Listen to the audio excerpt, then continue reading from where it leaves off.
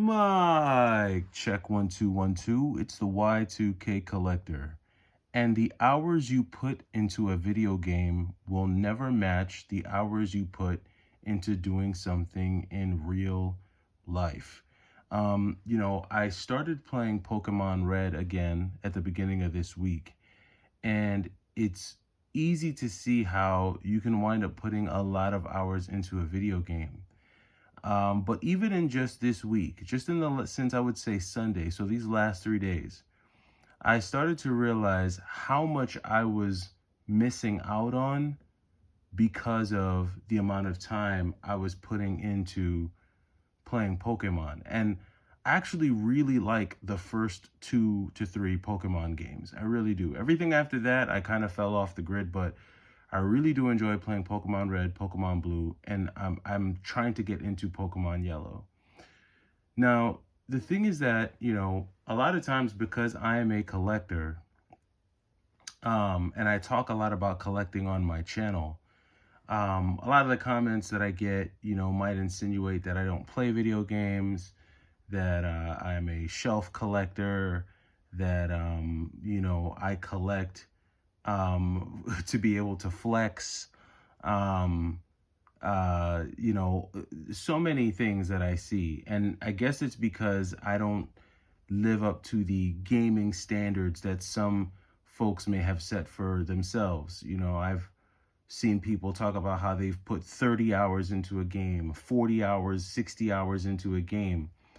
But they would never put 30 hours into the gym. They would never put 30 hours into learning a new skill. They would never put 30 hours into building healthier relationships with either their family or their friends.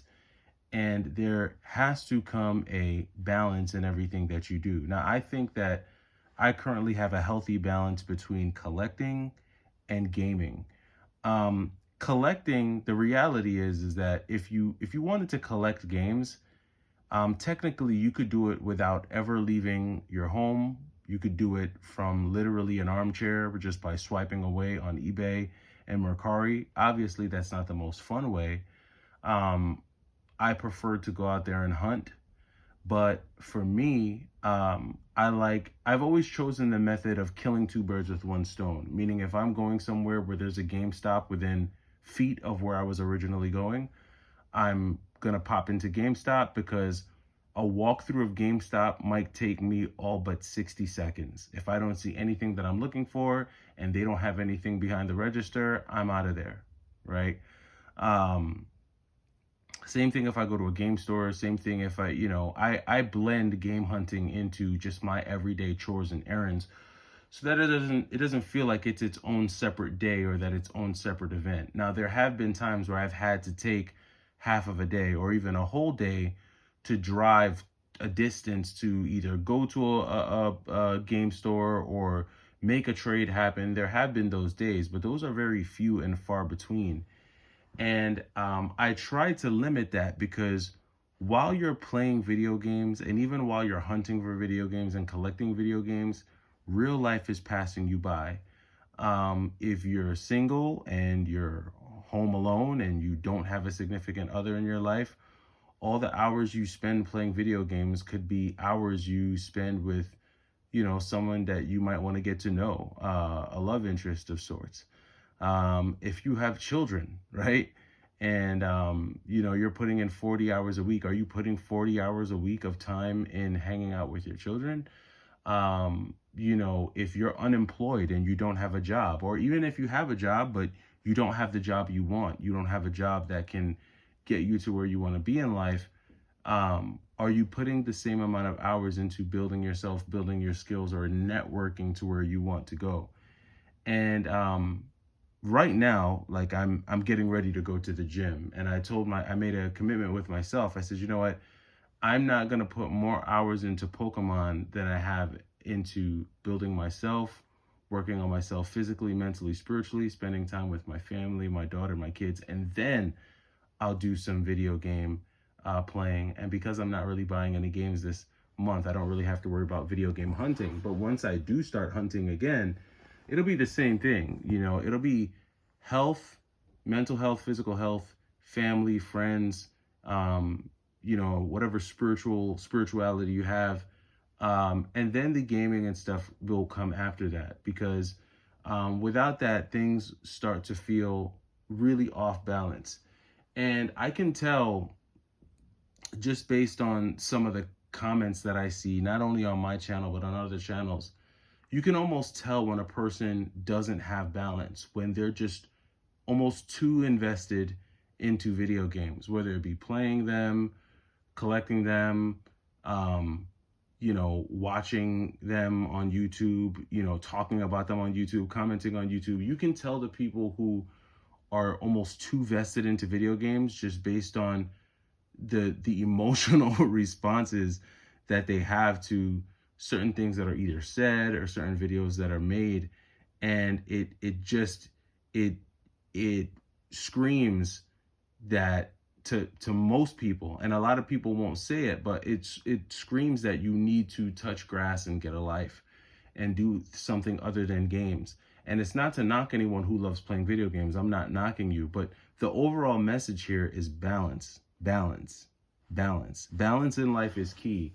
And as much as I love to play games, as much as I enjoy them, and even as much as I like to collect them, because I enjoy collecting games just as much as I like playing them, you can't let that supersede the important things in your life, which, like I said, are your health, your family, your friends, and everything in between before you get to video games. So definitely take some time today. Today is Tuesday. If you haven't had a chance, do something healthy for yourself. Maybe get yourself a natural food drink, a healthy drink. Maybe spend some time going for a walk. Well, you probably can only do that if you're like in the South or on the West Coast. If you're on the East Coast like me, where it's like 20 degrees, if you're gonna play a video game, make it a fitness game. Play it with your family. Play it with your friends. Try not to start a game and then 6 hours later realize, oh shoot, I just spent 6 hours in a game. Because trust me, during those 6 hours, a lot of things happened in real life, and you could have missed out on a lot of opportunities, whether they be relationship opportunities, financial opportunities, self-development opportunities, and you do not want to shortchange yourself because of video games. So, if I seem like a shelf collector, if I seem like a someone who collects more than he plays, it's because I'm balancing everything so that I don't hit burnout in any area. It's a tough thing to do, especially when you have kids and you're a dad, but balance is key, and I try to pride myself on it. But let me know what you guys think about this. I know this isn't your typical video game conversation. It's just something I felt was important to talk about as I head out to the gym. Let me know your thoughts down in the comments. Also, 2 games that are going to be coming out. I can't remember one. 9 Years of Shadow on the Nintendo Switch. It looks like a really sick Metroidvania style game. If you haven't heard about it, check it out. 9 Years of Shadow. I've been waiting for that game to come out for quite some time. I think I might put my pre-order in for that. And then also Freedom Planet 2 is coming out for the Switch. So February, I'm excited for this year when it comes to the Switch. Some really cool stuff coming out. So, but we will talk more about that in future videos. For now, I'm heading off to the gym to get my workout on. I'll catch y'all in the next video. It's the Y2K Collector. Take it easy.